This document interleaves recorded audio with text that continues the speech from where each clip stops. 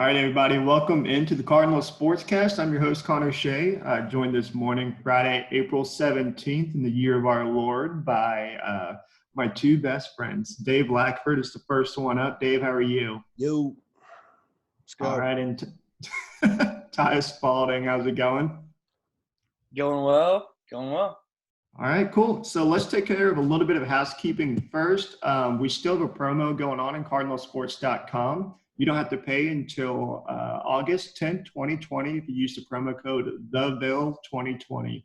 Anybody got anything else we need to take care of right now? No.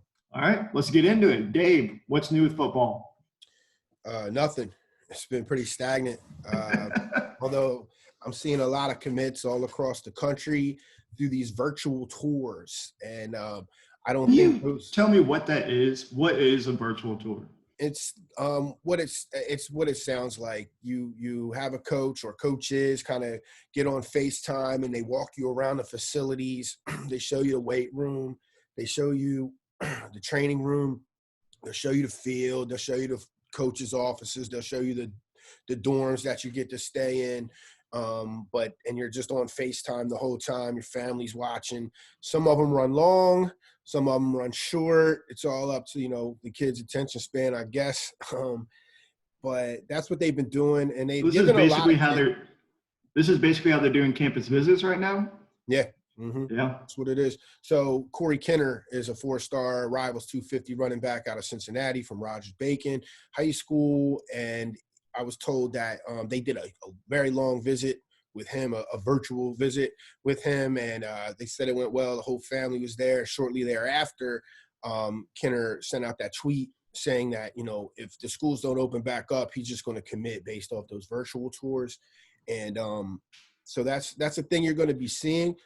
The thing I'm concerned with is once these virtual tours end and the kid wants to get on campus, how are those commitments going to hold up? These kids that take these FaceTime visits and then they haven't been on a campus. And then, let's say campus does open back up around September or October, even if there's not a football season, but there's still students on campus and these kids go there and they see what that's like. They could say, you know what, the virtual tour didn't really give me the full breadth of what it's like to be here. I couldn't smell the air. Couldn't feel the humidity. I didn't see the co-eds, and so that I don't know. Well, it's going to be something to monitor for sure going forward. Any commitment is kind of like, to me, a placeholder. That's the way I'm going to take it until these campuses open back up, and then we'll go from there. So that's it for that. There's a kid named Derek Edwards he told me, hey, look, I'm going to commit after my virtual tour. And I was like, cool, give me some quotes. And he gave me some quotes and took the virtual tour and did not commit, making me look like a jackass. What happened on that virtual tour? I don't know. No, I think what it is so he told me he was still going to take his official visits. And I think what happened was some adults back home kind of told him, hey, look, there's no need to do that. If you're still going to do your visits, there's no point in just saving a spot. Don't do that. Don't decommit. Just, take your visit, be respectful, let them keep recruiting you, but just hold off on the actual verbal commitment. And that's fine. I get it. I don't feel like the kid lied to me. I think the circumstance just changed. And that's how fast things move in recruiting, Yeah. It's if you blink, you miss it sometimes. And I think that's just what happened. I still think Louisville's in a good spot for the kid. And I'm not sure that anybody else is really recruiting him right now. Like he told me, that Syracuse and Florida State were recruiting him hard. But then when I look at Florida State's recruiting board and I talk to my sources down there in Florida State, he's not even on it. You know what I mean? So kids think that, because you send them an edit, you're showing love. So you'll see a kid say something like, so Ricardo Hallman is a cornerback from Florida Louisville's in a good spot with as well, right? He's a 4-star. And I saw him get an offer from Arkansas, and he posted that on Twitter. And then a couple hours later, he says, Arkansas already showing love. And I wish it was that easy to show love, because I wouldn't have these women troubles that I have. I would just be like, hey, look, I wish I could come over there and hang out with you for the next 2-3 days. But, here's an edit I made in 20 minutes. So here's me showing love. But I don't know what the situation is with Edwards' commitment timeline going forward.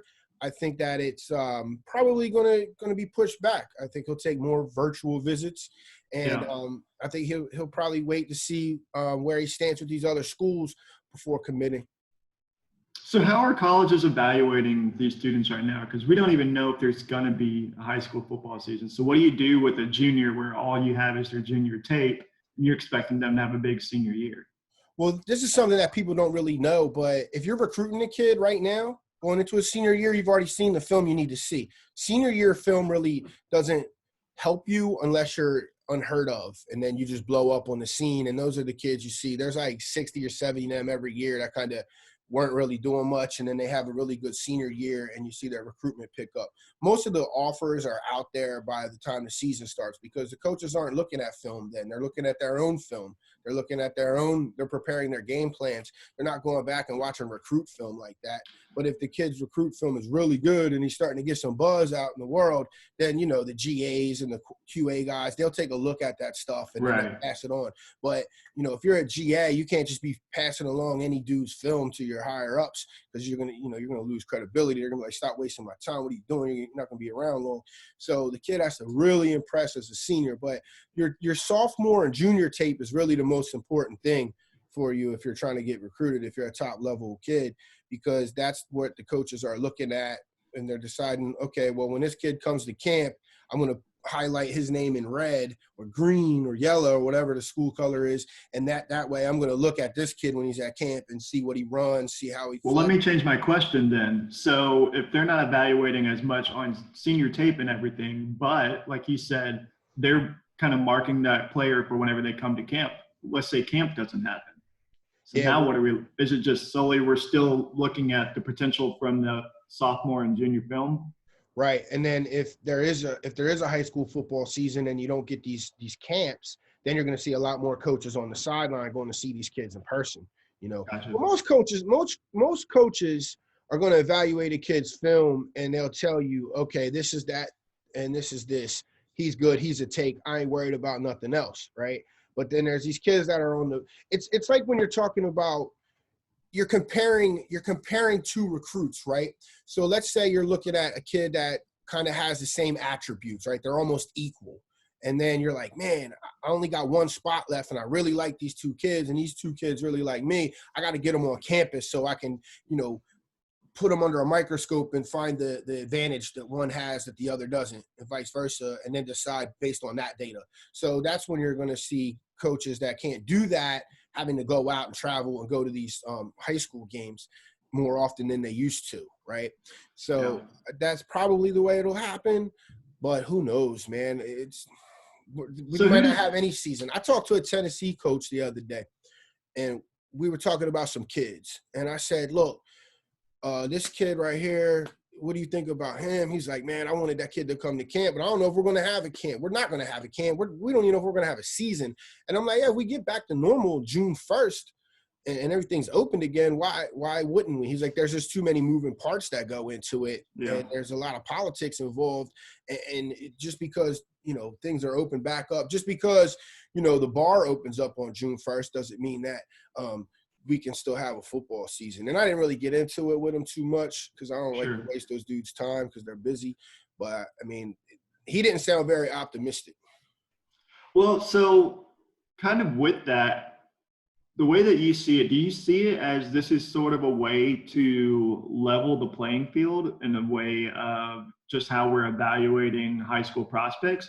Or is it kind of giving – because, I mean, take like a Clemson, Alabama. They can go down the recruiting list and they can look at all the blue chippers and just go check. We're going to take these guys. But then you have schools like, I would say, Louisville, who has an eye for kind of finding those gems that are in a class that maybe well, I mean, let's take the coaching staff. So that's what they were known for at Appalachian State. I don't know if Louisville is known for that yet, but let's say that they are able to continue to find those guys. or another, I don't know, name another school that's really good at finding diamonds in the rough, like an Iowa, let's say that. Now, does this hurt them now that all schools have more time to evaluate tape? And then who does this benefit, or is it just a level playing field?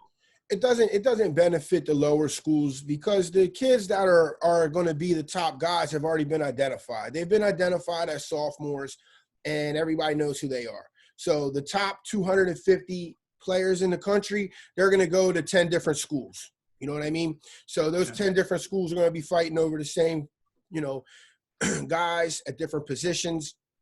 And then everybody else just has to go and take the fine-tooth comb and rake through it.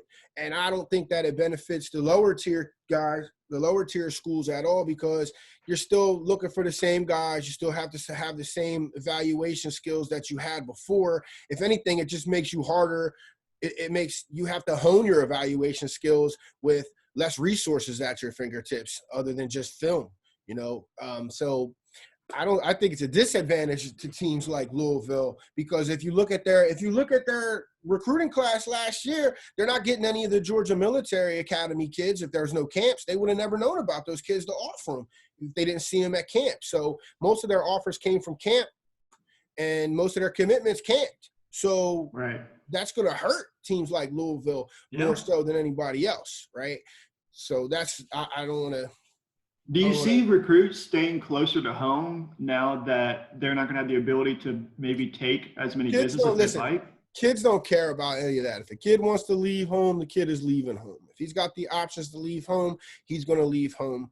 And that's just how it's going to be. Now, you could look at it like, all right, if we don't get to do any visits, if no one does any visits and the kids in one region have only visited their local schools, perhaps that's what it'll be. But that's not because like kids want to stay home and be close to home for like whatever reason. It's just kind of how things worked out. But kids don't care. Kids hit me all the time like, hey, Dave, you think there's going to be rivals camps? Oh, what are you talking about, man? Federal courts are closed. You can't even go into Dunkin' Donuts right now. You're talking about a football camp next month? No, there's not going to be any rivals camps. There's not going to be any of that. And a lot of these kids are thinking that they're still going to be, kids are thinking they're going to go to graduation this year. The kids don't care. They'll go where they want to go. Yeah, but the only thing, so I think of coming from Louisville's perspective, the big thing for them is always, if we get the kid on campus, then we feel pretty good about how things are going. Right. Just because the local talent isn't that superb. I mean, we had a couple good years recently, but I mean, usually Kentucky is not all that hot when it comes to recruits. No, so if without that ability to get kids on campus, is this, and again, another disadvantage for Louisville? Yeah. Yep. Yeah. I mean, that's the short. I mean, I said it. Like I said, man, most of the kids they got last year came from camps. Right. And Louisville is not a school that can sell a lot to you as far as, we are in the playoff hunt every year. It's really exciting. We put 110,000 people in the stands. Look at all that stuff. We're on national TV every single week. Like, they don't have all that. So what they have to sell is, check out the city. It's a fun town to live in. It's not like you're not out in the sticks somewhere. And we're really close as a staff, and we've been building a long-term relationship with you. Check out our player dorms. You know what I mean? Like, those are the things that Louisville has to sell. When they get these kids to Louisville, the actual city, then it's a little bit, it's like, oh, wow, I could see myself here regardless. Yeah. And when they can't do that, it hurts them, So we'll see how the staff can compensate and overcome here. But if they don't pull it's not bad for the staff really, if you think about it, because if they can't pull in a good class, they could be like, oh, what do you want? The coronavirus, so it gives them a mulligan, another month, Right. Yeah. All right. So what else you got for us? Gunnar Greenwald is a 3-star tight end out of Satellite down in Florida on the Space Coast. And he dropped his top 8. He put Louisville in there. That's cool. That's some good news, I guess. I like the kid. I don't know how much of a shot Louisville has with him, because there's a kid named Vic Mullen who's pretty much on the verge of, like, I think that Louisville – he told me Louisville's his leader. I put an article out already about that. Vic's a 3-star from Illinois, from Ottawa, Illinois, 6'5", about 220. I like him a lot. He's a 5.7 3-star. That means he's on the cusp of being a 4.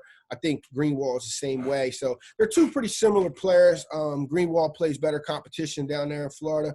So I always give the Florida kid the nod, but you never know what's going on with that. But I think bird in the hand better than 2 in the bush. And I think Louisville has a better shot with Vic. So if Vic commits before Greenwald, I think you could scratch Louisville for Greenwald, and vice versa. But I don't think Greenwald's going to – I think Greenwald's going to either go to Miami because it's the home school, if they'll take him. If not, I think he goes to NC State because I'm pretty sure like his mom went there or his dad. So that's that. Big-time running back out of Perry, Ohio, named Jalen Anderson just committed to West Virginia over Louisville. I was told by my sources that they were in good communication with Anderson. They felt like he was a realistic pick to choose Louisville, but unfortunately he went up to Morgantown with Neil Brown, who's got the Mountaineers ranked number 19th in the country right now, according to Rivals. So Neil Brown's been doing a pretty good job up there recruiting, and that's a loss. I consider that one a loss, but really Louisville's main target is Corey Kenner. So the sting for losing Anderson to West Virginia isn't really that bad. I mean, it's out of conference, and you really still have your top target on the board, and you sit in a good spot with him. Now, losing Kenner would be a huge sting for sure, but Anderson is kind of like, I mean, it'd be nice to have him, and it was a situation where, if they got Anderson, they'd still take Kenner. But this isn't Georgia. You don't get 2 4-star running backs like that right. Mid in the same class. So that is what it is. I wouldn't sweat it that much. J.J. Jones is 6'4", 205-pound receiver coming out of Myrtle Beach, South Carolina, that Louisville was recruiting for a while. Had him on the hot boards, but he dropped the top 10, and he left Louisville out of it. And I don't think that's a big deal for Louisville either, though, because – what I've been told is Louisville wants these fast players like Tutu Atwell and the Jordan Watkins that run in the 4.4 range, 4.3 range, that can really stretch the field and get downfield on these play action passes. Like that's what Louisville's offense is predicated on, is establishing the run and getting the secondary to creep up and then taking the top off. And you've seen it a lot. I think Louisville was first in the ACC in yards per completion. If they weren't first, they were second. But I haven't looked at stats in a minute. But that's how they run their offense. So they already got a 6'4" receiver that's kind of like J.J. Jones and Christian Fitzpatrick coming in. And you still got Justin Marshall on the squad. So, they've got those type of receivers already. And so what they're looking for now are these jets. You're looking for these dynamic slot guys. But is this the same kid that called himself Freak Show in the way that it even if you didn't really want him, doesn't that hurt Gunnar Brewer's ego? Because he's the Freak Show guy. Yeah, bro, man, you okay? If you're watching this, bro. Yeah, someone needs to do welfare check on him. If you want to sue him for trademark infringement, let me know. Yes. But that's not a big deal. I'm not sweating that much, and nor should you. The quarterback situation is weird right now. Really weird because Aaron McLaughlin out of Georgia, he's a 4-star, in my opinion, a spurious 4-star. He was linked to NC State. People are saying he's NC State bound. And then the other day I saw NC State offer Perry. Yeah. So Perry's out of California, right? Mm-hmm. So I'm thinking to myself, well, why would they do that if they were in a good spot with McLaughlin? Because McLaughlin's what, a 4-star? For now. Low, high, 3. He won't be long unless he converts to tight end. Yeah. But, that's what that is, man. So what's your take on that? I mean, why? So it seemed like he was an NC State lean, but now all of a sudden NC State appears to be going after Louisville's top target. That's what I'm saying. I don't know. It's funny to me. I talked to some people at Miami, who's another school that's rumored to be in the mix for McLaughlin, and the response I got to that was like, it's tricky, So what does that mean? It means they're not going to say he's not a take. It just means they're like waiting on – you never talk bad on a quarterback, Right. So probably means they're waiting on – see if some other dominoes fall before they'll let him jump on board.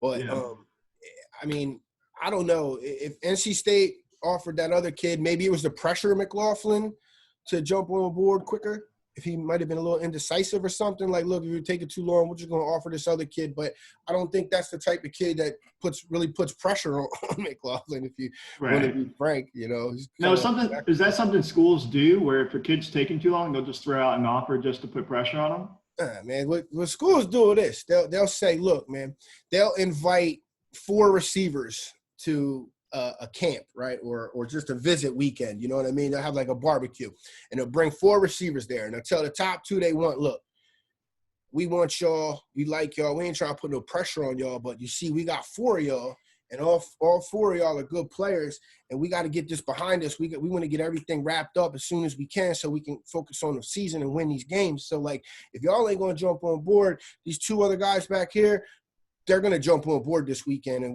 you're not going to have a spot.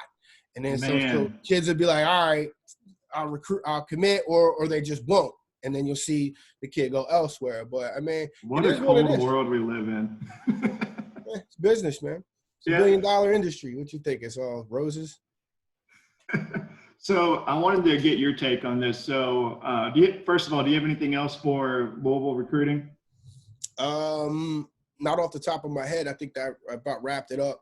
All right. So let's kind of I want to keep going with this quarterback thing. So yesterday, news out of Los Angeles was USC quarterback JT Daniels was entering the transfer portal. Right. Is the sky still falling? Or, I mean, I guess it has been falling this whole time since Clay Helton's been there. But is this the final nail on the coffin, or is USC going to be okay? Well, no, I don't think that's the case. I mean, I don't know. First of all, let me just say this. I don't know what they're doing out at USC. Last year they had their worst recruiting class ever, and it's because of the AD. You know, they always put Helton on a chopping block every year, so it looks like he has 0 job security, right? Yeah. So how do you recruit a kid? To that? Yeah, right. Who wants to commit to that? No one wants to commit to that. So it's just like, what are you doing? You're hamstringing the guy, and then when they lose JT, it's because they had Slovis, who had a really good year last year. He had freaking 30 touchdowns, 9 interceptions, passed for 3,500 yards, and completed 72% of his passes, right? So JT's a talented quarterback.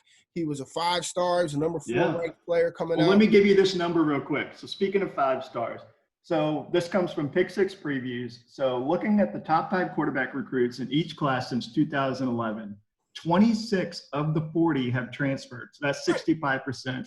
Between 2011 and 2014, 13 of those 20 blue chippers transferred. And then between 2015 and 18, 13 of the 20 also transferred. And that's so far. There's still players that are active from those classes. Right. So I guess is it that? I mean, I guess that's a redundant question. I was going to ask if it's that competitive. Obviously, it's competitive for a quarterback when there's only 1 spot on the team. But losing a 5-star quarterback, I still feel like that's big news. I mean, it is, but it's also the nature of the beast. Kyler Murray won the Heisman Trophy. He was a transfer. I mean, all these transfer. Joe Burrow transfer.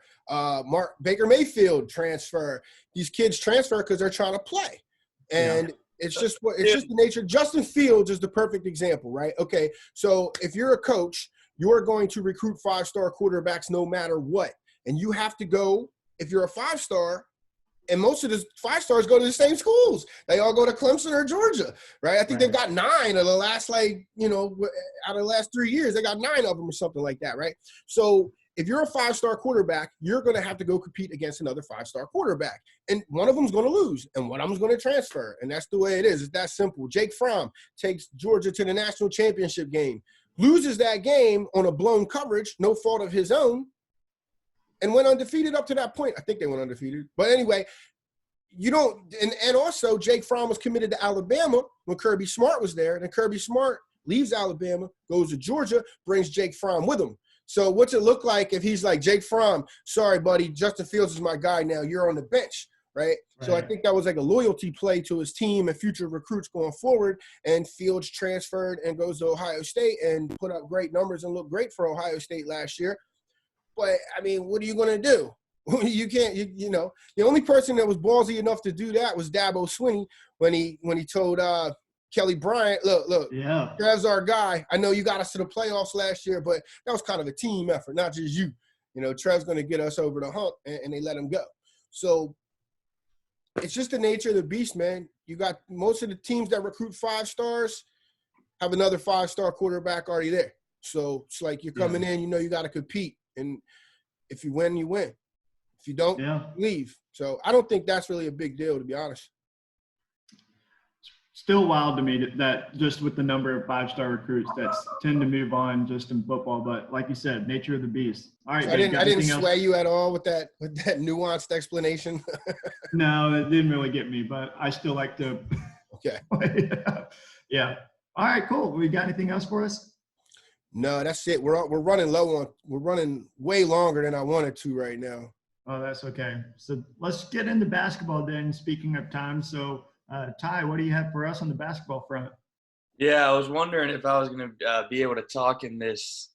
You know what? We looked down at the Zoom chat and we saw your face, so it reminded us that you were still here. So we thought we'd come to you. Yeah, I mean, it was I almost dozed off there, but I'm still awake. So since we last talked, Louisville did add Charles Minland out of San Francisco. It came out of nowhere. He actually released his top schools, and Louisville was not on there. He listed Arizona, Indiana, Gonzaga, some big-name schools, but Louisville was not one of them. He committed Sunday night. Sunday nights have been good to Chris Mack as of late. And the Louisville fans were wondering, where exactly this kid came from, and we now have our answer. Dino Gaudio. Minland's originally from North Carolina. That's where Gaudio has a lot of connections, and Gaudio made a few phone calls, and they got him on a FaceTime call, and Chris Mack said they felt good about landing him, and they got some good news Sunday night. So let me play devil's advocate with that. So the last time that we heard that a kid that Louisville landed out of nowhere, I think his name was Brian Bowen.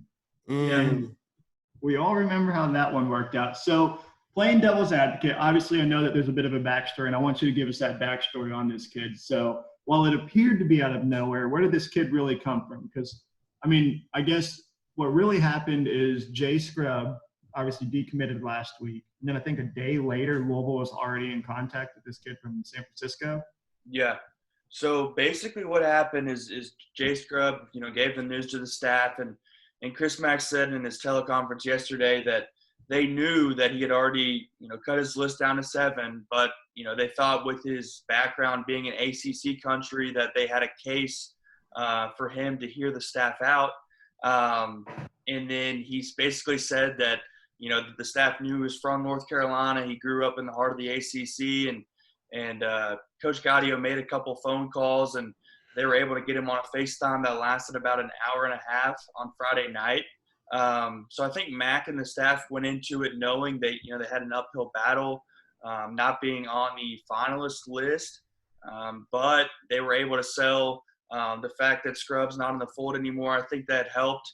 I think that was allowed the staff to sell some playing time, and I don't know if Minland is necessarily a replacement, but he definitely softens the blow of losing Scrubb. Very interesting. So what else you got for us? Yeah, so Minland committed Sunday night. Louisville still has one scholarship available for next season, the upcoming season, I should say. And Mack did confirm that they are looking for a front court player. I think that's been well known for a little bit now that they want to add someone on the interior. Louisville definitely has Malik Williams kind of stapled in as the starting 5, and Jalen Withers is there, and you've got a couple other guys as well. But I think Mack would like to add a guy that could kind of boost that front line a little bit. But he did say that, they're not just going to take anybody just to fill the scholarship. They want to take someone that will help them. So if they feel like a guy's out there, but he's just going to be a body, they're not going to take him. I can't wait for the coaching staff to be like, you know what, we had another spot we just needed to fill. We're just taking anybody, we're just gonna have a guy on the bench who looks pretty and boost our team GPA. That's what I want a coach to really say. Yeah, that's a little coach talk from Mack there, but He did say that he feels comfortable with what they have right now. I also want to hear a coach say that they don't feel comfortable with what they have right now. You know, I think we're going to suck this year, man. Actually, doom and gloom Dave Blackford, Chris Mack said in his teleconference yesterday that he realized his backcourt last year was not where it needed to be. Oh yeah, hindsight's 2020. I'm talking about the forward-looking way, right? Well, speaking of teams that may be wanting to feel a little bit uncomfortable, did y'all see that Kentucky had their last player that I guess not their last player because they have one left. They have one player returning from last season that played a single minute of basketball. I think who was it that? Like the whole team is going to the pros, right, or whatever. How many people? He's not even going to get drafted. Was it Quickly the other day? I can't remember off the top of my head. Jay Montgomery. Oh, it was E.J. Montgomery. Yeah, so this E.J. Montgomery guy, he's not even going to get drafted by the NBA, but he still declared that he's going pro. Yeah, and so what I think is going on is, so they just took a commitment from Jacob Toppin, the brother of Obi Toppin. I just pulled up this kid's 3-star, okay? Or not, I just gave away the secret. But I pulled up his Rivals recruiting profile. This kid was a 3-star coming out of high school. He doesn't even have a national even with that, his freshman year at Rhode Island, I mean, he barely saw the floor. He averaged, 5 points a game. And to me, it feels like some of the fan base at Kentucky is getting a little restless on the constant turnover. I mean, so is this a way to appease the fan base and say, here's a guy that's going to be here 2-3 years? Yeah, I mean, I think the reason they took that kid is they wanted to, develop some players and have some continuity from year to year. But the thing that sticks out to me is I think the fans know that the one and done can work, but I think the only way it can work is if you have a few guys come back every year. I don't think it can work when you just have one guy coming back. Right. Well, that's the thing is Cal's best teams they've had either elite bigs, elite point guards, and then they have that laced in with some serious experience. Right. So I believe when they won the championship, they had Darius Miller on that team. They had a grad transfer, I believe. You gotta have some experienced guys sprinkled in with those one and dones. I don't really know the history of college basketball well enough to say that a team, with all one and dones has not won a championship. But I think to do that one and done kind of roster, you have to have some guys sprinkled in that have been around the program. They know the system. They know how Cal works. And next year, obviously they're still in a good spot for Matt Harms, but I don't know if the hype around Kentucky is going to be real. I don't think they should be top 5 preseason whatsoever. Yeah, I think John Rothstein put it out the other day that he, with E.J. Montgomery leaving, that he readjusted UK's ranking to number 19. Yeah, honestly, I don't want to sound, too homerish here, but, being completely honest, they're obviously ranked high every single year in the preseason. And a lot of that has to do with the recruiting class, and a lot of that has to do with the name on the front of the jersey. But this year, I do not see how they can be ranked top 5. I mean, I just don't. Keon Brooks is a role player at best, and he's the only guy they have coming back. But to get off Kentucky, we'll stop there. I'm going to actually have a 2021 big board coming out this afternoon.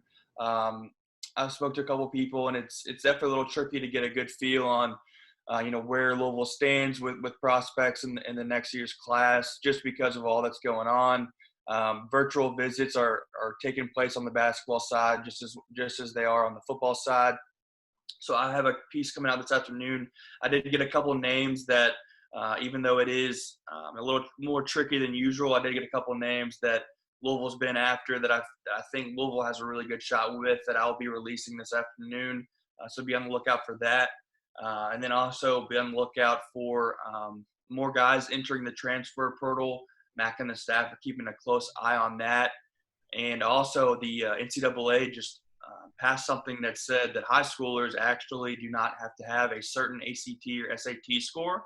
Yeah, I wanted to touch with you on that. So speaking of kind of filling that front court that we've been talking about, as well as obviously Kentucky needs some players apparently. Something that may help help out both Cal and Chris Mack is Adam Zagoria reported it this morning that NCAA will institute a one-time adjustment of academic eligibility standards for incoming college freshmen due to the coronavirus pandemic. So this means there is no SAT or ACT test that is required because they're not currently available. So basically what this is going to do is it's going to speed up a lot of the kids that want to reclassify because now they don't have to go in and take tests. They don't have to get certain scores. I think all they have to have is like a certain high school GPA. I think it was like a 2.2 or something pretty average or below average. So this should speed up things. And I don't even know if this might come into play with football as well if kids want to reclassify. I don't know if you know anything about it, Dave. This is kind of fresh news, but yeah, I feel like kids reclassifying on the football side is very rare, if not. Yeah. But I think rare. It happens all the time. Half of these kids, I remember a kid who like people were talking about as an 8th grader. They were like, yeah, you know, this. I think his name was Moses, and next 2 years later he's at Miami. What is going on? No, JT Daniels reclassified. The kid we were just talking about in the pod. Amobi Okoye. I mean, it happens all the time. All right. I stayed corrected. These kids are holdbacks. Like if you go to a Johnson Central football game out in Paintsville, you know, you're going to see a bunch of 19-year-olds running around there with full beards because they all got held back in 8th grade. So they can get bigger, stronger, faster when they get to high school, right? So it gives you an advantage. So I see reclassifications happen all the time. And there's more kids in college football. So yeah, per capita, maybe it doesn't happen as much as basketball, but I wouldn't call it necessarily something that's prevented and frowned upon. It happens. Right. I think so for you and UK, what does this look like, Ty? Yeah, so I think it opens the door more for Mac to look at 2021 kids to maybe be on this year's roster. Now, I know Louisville's definitely looking to add someone, a true center in the 2021 class, but I don't know how many of their targets are realistic reclassify options. It's pretty late in the process. Obviously, things can move pretty fast with all the online classes and the new rule passed by the NCAA for this year. So I think that's something definitely to watch. Louisville may be in contact with some 2021 kids in Kentucky as well. So that's definitely going to throw a wrench into the current situation. And I think it's a good move by the NCAA. I don't know. Yeah, it makes sense. Yeah, more than I don't know the ins and outs of it, but just on the surface, it does sound like something that would benefit kids and schools. And speaking of NCAA rules, what about the G League offering $500,000 to Jalen Green and then Isaiah Todd, a Michigan commit, decommitted last week. They actually, Rod Strickland, a former Kentucky assistant, was after a Kentucky. Rod Strickland, a former New York Knicks legend, who went to the Spurs. Yeah, he was actually after a Kentucky signee. His name is slipping my mind. Terrence Clark. There you go. So I think the NCAA, I don't know what, I think part of them likes seeing kids that don't really care to play college basketball. I think the NCAA, doesn't mind seeing those kids skip college. And Chris let's call it what it is. It's a complete failure on the NCAA's part. They have been going through this conversation for the last 10 years with name, image, and likeness where kids could be getting paid money just for – I know a lot of people want to do the Olympic model where kids can get money from endorsements. That would solve some of these problems where you have somebody with the value of like a Zion Williamson or a Anthony Davis where they're worth millions of dollars whether they're getting paid at school or not. But now you have the G League coming knocking on the door because they just readjusted what they can pay out and the endorsements that kids can get. So now they're offering, I think it used to be $150,000 was usually what they offered a G League kid, but now they're offering $500,000 and they can get whatever endorsements that they want. So you have a kid like Jalen Green, the number one overall commit. Everyone's calling him not the number one overall commit, but the number one player. Everyone's calling him the next Kobe Bryant. So he obviously has a ton of value, and he's going to get that value immediately through the G League. Let me counteract that. To quote Chris Mack, for every Jalen Green, there's an Obi Toppin. For every none and done, there's a Luke Garza, a Marcus Howard. College basketball will be fine. Nice article, Nice articles, though, guys. Next. That's where I kind of see this as the NCAA not minding it. I think obviously you want big names in the sport, but when do you not want kids that are just in the game for 6 months just to get to the next level? How much does the NCAA really want those kids to play the sport? Do you think the NCAA would be okay with Zion Williamson just completely skipping out last? Yeah, I mean, I think there's two sides to it. I think having big names in the sport definitely increases, audience, TVs, everything like that. I think there's two sides to it. I think the NCAA definitely needs to make adjustments. I think the system right now is outdated. I think that's for sure. I just think, people calling this, the end of college basketball, I think that's way too extreme. And, it'll be interesting to see, if they do make any adjustments with the current rule. I think that what's the current rule? You can skip college, but you have to play you have to sit out 1 year after high school before you can declare for the NBA draft. Right. So you can either play in the G League or in Australia like LaMelo Ball did. Exactly. Okay. Yeah, that makes sense. I think Emmanuel Mudiay actually played in China a few years back. That was another name that – Right. And I think but now that the G League – so I think the offer that Jalen Green got yesterday was that he's going to get $500,000. He can get whatever endorsements that he wants because obviously he has a lot of marketing value. And I think he mentioned that part of it was that he's going to get a full ride scholarship paid for by the G League. So he can still technically go to school and get a degree whenever he wants. Yeah, you can't blame that's a strong offer, strong-ass offer, as Will Wade would say. You can't blame a kid for accepting that. And the thing that really it's going to boil down to is if Jalen Green has success, does his draft stock fall or does it rise? If it rises from him doing this or stays the same, I think you'll see more and more kids doing it. If he falls, then I think, then kids will be more hesitant to do it. Well, let me ask you that, and Dave, feel free to chime in on this. So you have a kid like Jalen Green, #1 overall player available for the 2020 class, okay? So if he comes and play college basketball, really the biggest value of college basketball is the publicity you get, kind of what you're talking about, where you get that exposure. But if you're already at the top of your class and you're already the projected #1 pick in 2021, is it smarter to go to the G League and not risk that exposure where if you went to college, really the only place that you could go is down on those draft boards, whereas now he can just take a whole year of training and get paid for it? No, you definitely fall on the draft boards in the G League. I mean – I love how Ty's answer is always like pro-establishment NCAA college. No, it's not, but I'm just saying. It always is. It always is. If you go if you want, but you're going to fail. Look, man, people with big-time aspirations who want to blow up and become rich, they're not afraid of failure, okay? If you're an all-world athlete, you don't think like, oh, I'm going to fail. I'm going to succeed. Fail. That's how I think. You're still going to go get the money. You're still going to go for the big time. So what Chris Mack said in the context that you presented it, I didn't hear what Chris Mack said, but the way you presented it was the NCAA is going to be fine because for this one kid who's going to get paid, there were a bunch of other kids who failed on that same path. But did they go to the NCAA? I think what Chris Mack was saying, it was more. Hold on. Did the kids who failed play NCAA basketball? That's an inquiry. I don't. Interpreting what he said, he's just saying.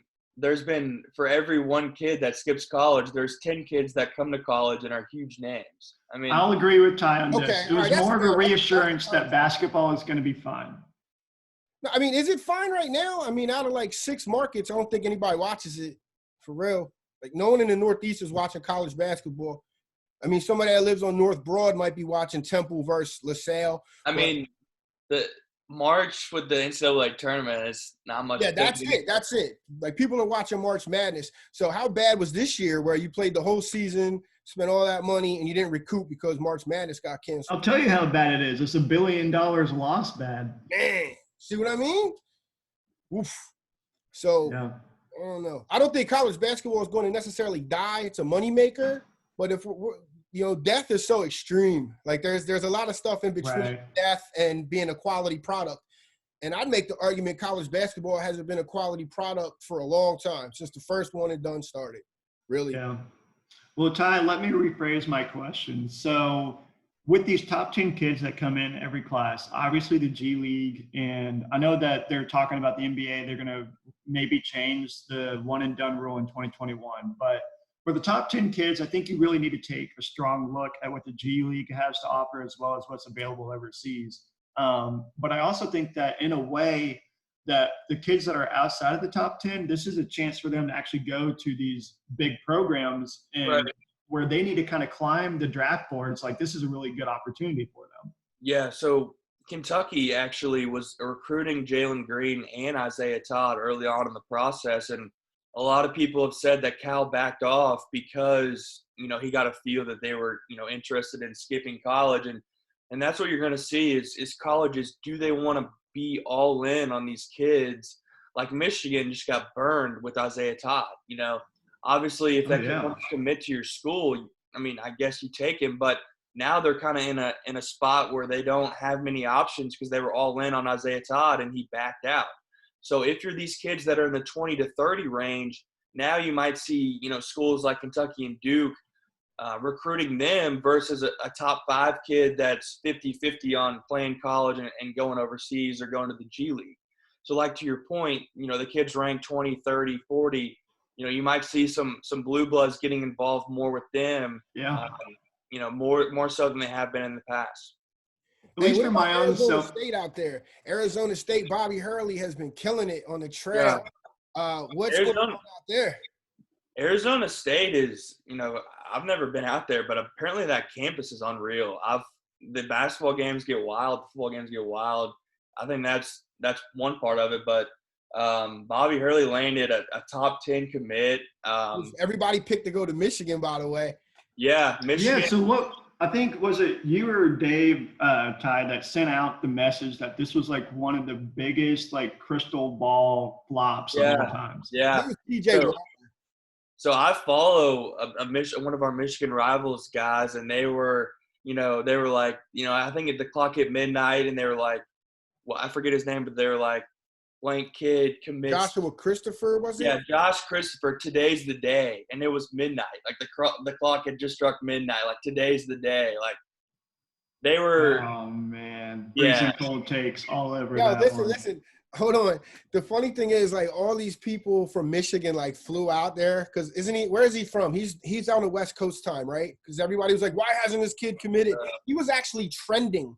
A high school basketball player was trending on Twitter nationally because he was taking so long to commit. So all the Michigan guys start sweating, and then not often are we running on coastal or Pacific time. Well, but he was supposed to do it like he said that he was aware that most people on the East Coast know. So it was supposed to be like 8:00 Eastern time. Like, he was supposed to commit at 5 out there, and I don't think he committed until like way later in the process, which was hilarious to me because he had everybody on pins and needles because there's nothing else going on.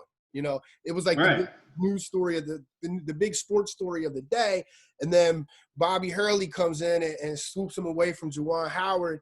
And the Michigan writers were like, man, because I know they all had those articles typed up, and nobody gets quotes from these basketball kids unless it's the team that's actually getting the kid and there's an insider there. Because no one knows where these kids – the coaches don't even know where these kids are going half the time. Yeah. So I thought that's a good point there. I remember there was a USC writer flew all the way to Ohio, right, for Michael Drennan, who committed to Kentucky, because Drennan took an official visit to USC. And this dude flew all the way across the country, and he worked for a website like ours. Like, this wasn't somebody from the LA Times or something like that. This was, this was a mom and pop's kind of website. And this dude flew all the way over there because he was sure that Michael Drennan was going to commit to USC, spent all that money, spent all that time, and the kid put on a Kentucky hat. Can you imagine? No. I mean, that's what happened with Josh Christopher, though. You see, like, when the clock hits midnight at the day of a big game, like, people tweet out, like, game day. Like, it's hilarious to me that they're tweeting out, like, a game day tweet at midnight on a recruit, and they don't get him. I mean, that's so – I mean – talk about a rep week for Michigan. That is. Oh, and then guess who they put on scholarship to fill that spot? Juwan Howard's son is now going to be on scholarship. Oh no! So that's a good trade-off. I mean, I don't know anything about him. Is he? Yeah, I mean he's like a 2-3 star type of kid. I mean he was going to be a walk-on, but obviously Isaiah Todd's gone. This kid went to Arizona State, so Ouch. Jace Howard is on scholarship. So I forgot to ask Dave about this earlier. So I sent this in our private group chat. There was a commitment, or not a commitment. There was a recruit, Patrick Flowers. So he had gotten an offer apparently from Northern Illinois. No. If you look at this kid's Twitter profile, the photo, the avatar is an NCAA 14 profile. And then he actually – so the profile says he's a 3-star quarterback, 6'1", 187, #speedster. And so then he puts these direct messages that he has with Northern Illinois' coach, Thomas Hammock, where the coach is basically saying, I haven't offered you a scholarship. No, hold on. Let me give you the background on all this. Okay.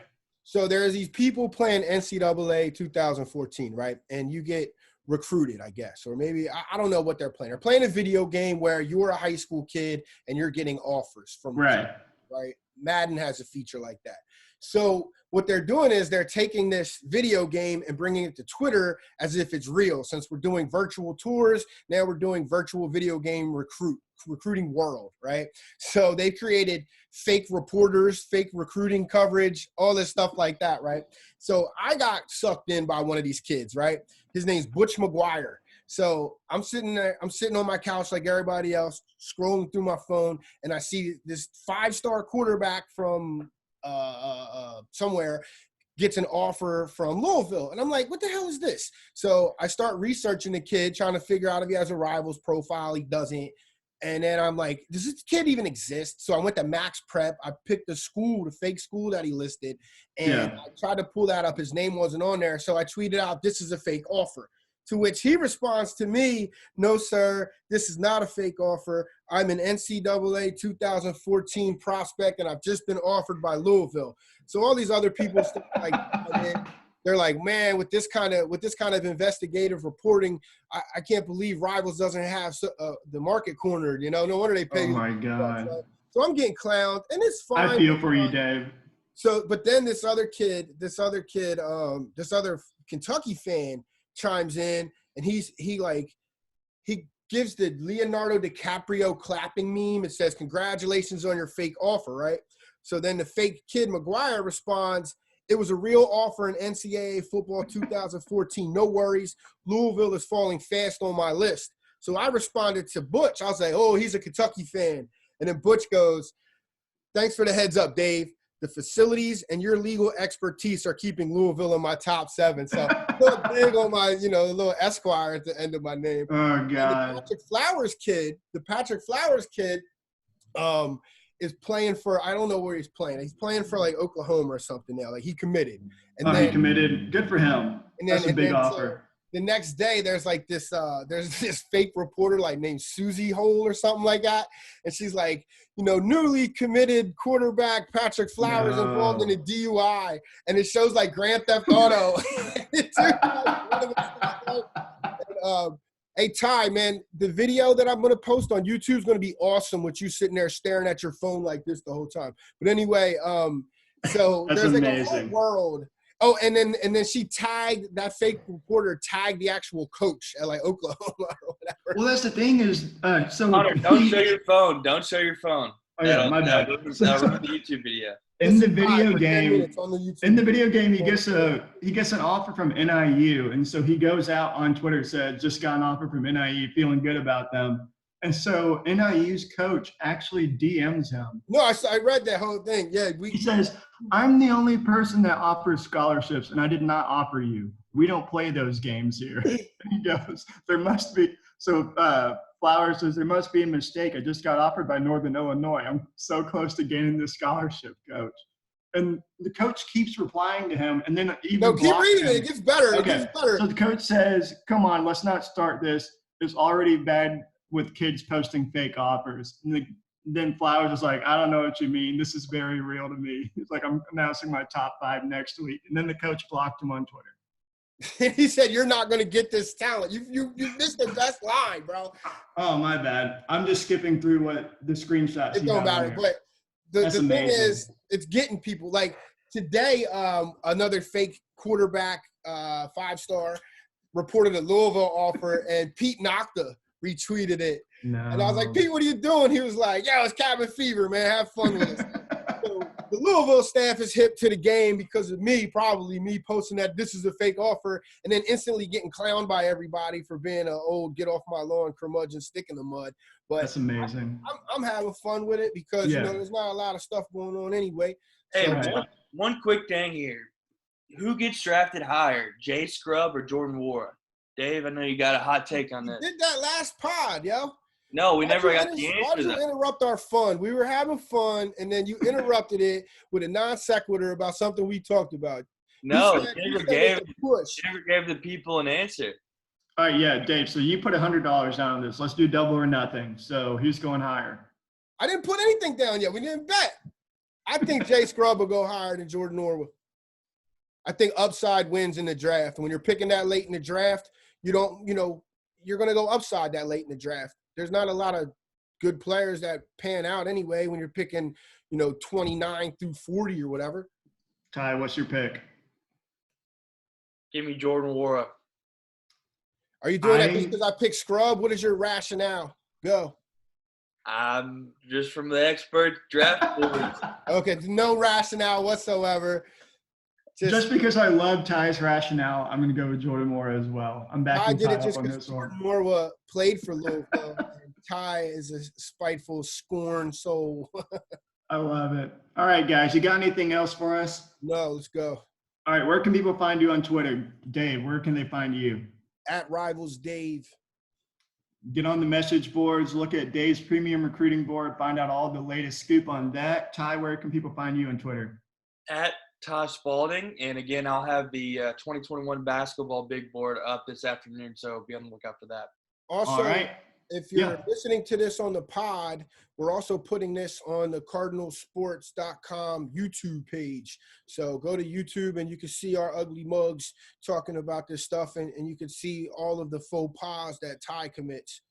Yes. And that actually reminds me, so we are now available on every podcast platform except I think iTunes, just because they're kind of sticklers when it comes to this. So we're still working on them with this. But if you want to listen to this on whatever your favorite podcast app is, you should be able to find us. Let us know if you have any trouble. I'm Connor Shea. You can find me at Curly Shea. Don't forget about our free trial promo code TheVille2020. That'll give you a free membership through August. Guys, anything else? Let's go. All right. See you guys. All right. Later.